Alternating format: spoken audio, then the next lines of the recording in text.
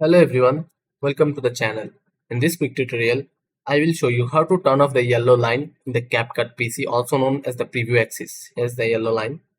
If this yellow line appeared while editing, you can probably hit a shortcut key by mistake and now it's stuck on your screen. First, let me show you the manual way to disable it. Go to top right corner of your preview window and look for this icon. It's labeled as turn off preview axis.